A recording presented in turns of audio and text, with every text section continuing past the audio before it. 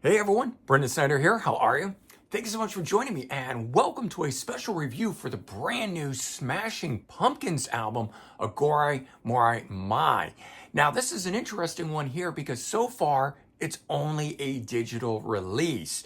It's their 13th studio album, was just dropped on August 2nd of 2024. I'm going to break the whole thing down, do a full review for you guys, and we'll get into it in just a bit. But before we start, if you're new to my channel and haven't already hit the subscribe button, please do. Also leave a comment, hit like, all those things do help support my channel. I greatly appreciate it.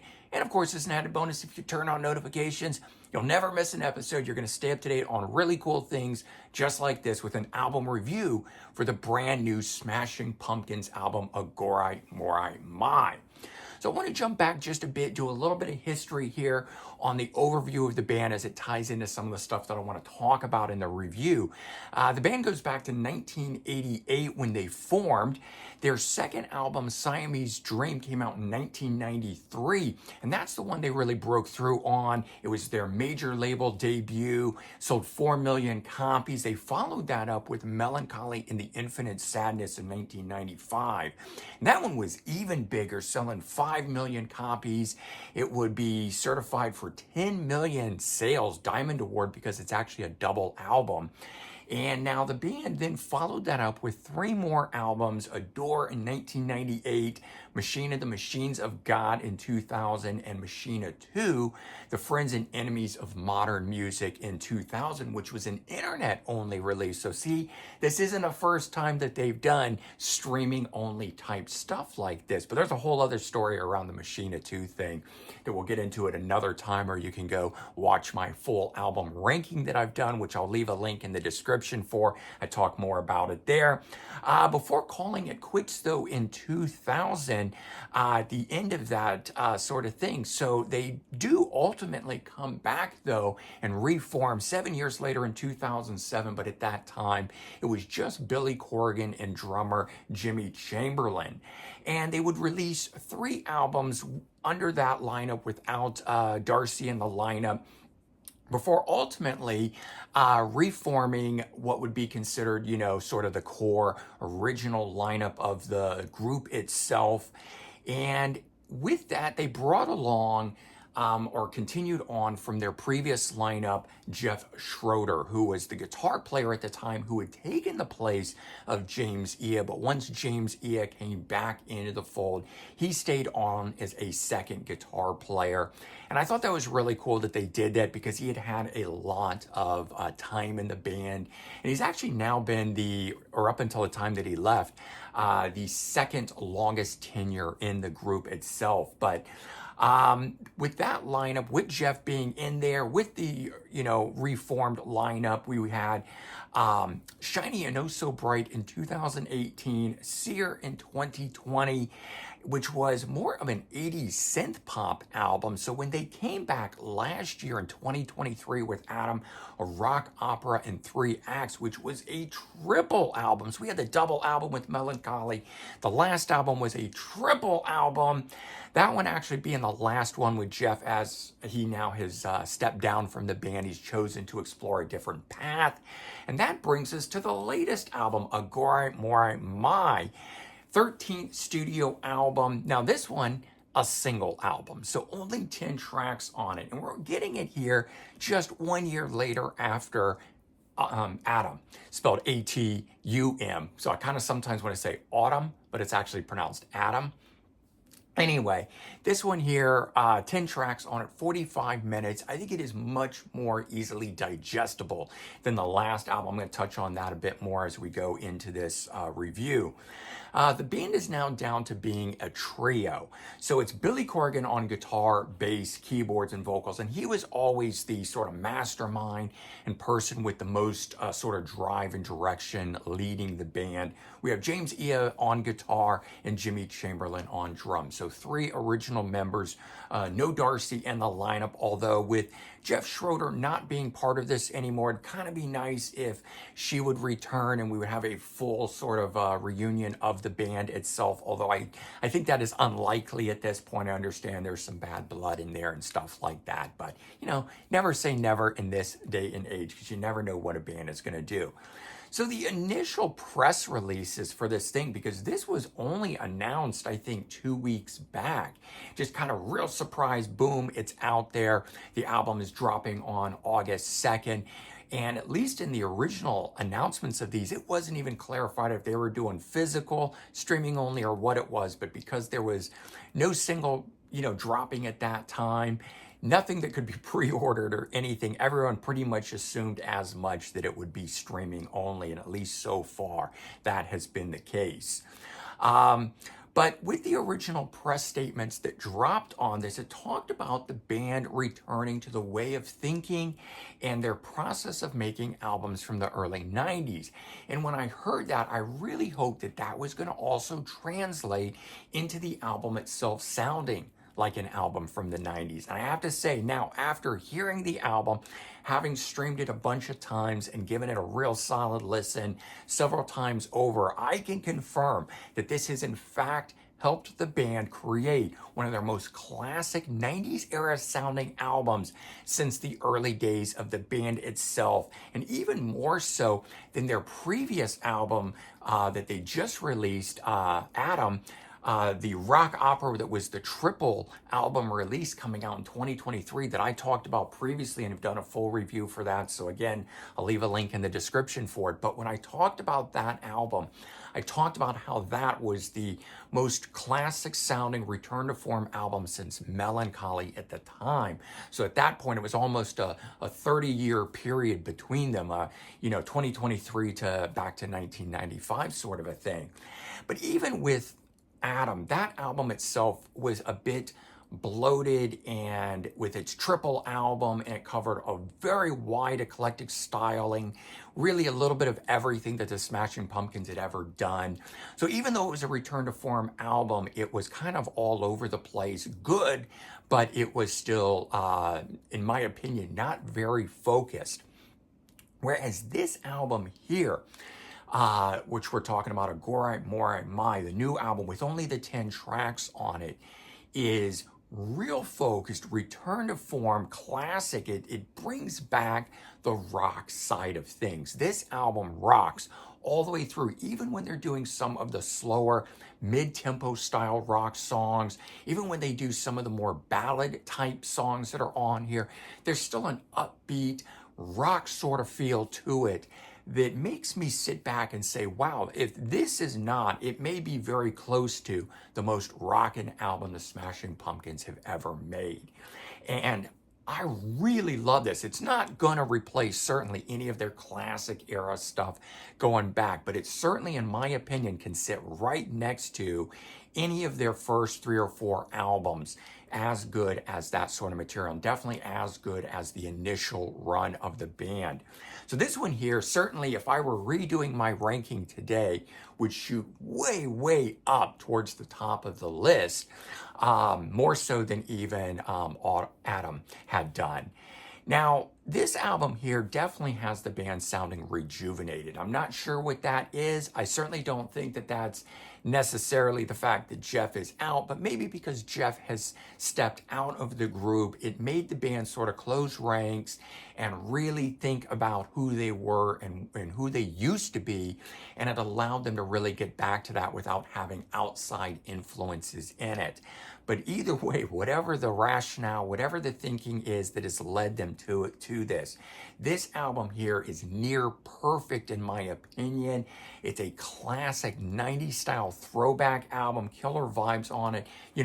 Gone are the synth influences from Sear that I talked about that they had done, the drum machine sounds that have been on several of the different albums, where even though Jimmy Chamberlin was involved, especially like this year, it almost sounded like drum machine stuff was going on, and kind of really questioned why they wouldn't use Jimmy Chamberlin, who's one of the greatest rock drummers from that alternative rock era of the mid to late 90s, why they would do that. But I understand that that was the direction they wanted to take for those albums. It was a conscious thought that they did. But, gone is that sort of stuff, and returned are the guitars up front, in your face, Really, really cool stuff and some really excellent drumming going on in here. The album is just super strong from start to finish. It kicks off with album opener Eden, which has got to be one of their heaviest songs that they've ever written in here. I mean, it almost has a metal sounding start to the album before it kicks in and you really get the vibe of the Smashing Pumpkins, return. But I have to say that while the album starts really, really strong in here, it's the second half of the album that is my favorite part, which I think excels above and beyond the first half of the album. So tracks 5 through 10, some of the best stuff on the album. They should have moved that stuff up front. It was so good. But honestly, one of the best albums of their career. I can't say enough about this. Definitely one of the best albums in the last 30 years of the group itself.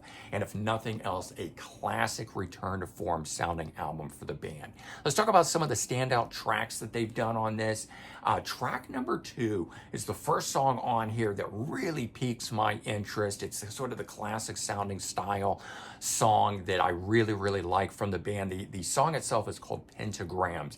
And it's one of my favorites on here. It's a classic sounding Pumpkin song. It's both melodic yet heavy. And it's a nice balance of the two classic styles that Smashing Pumpkins work within. And I always love it when they meld that in their music.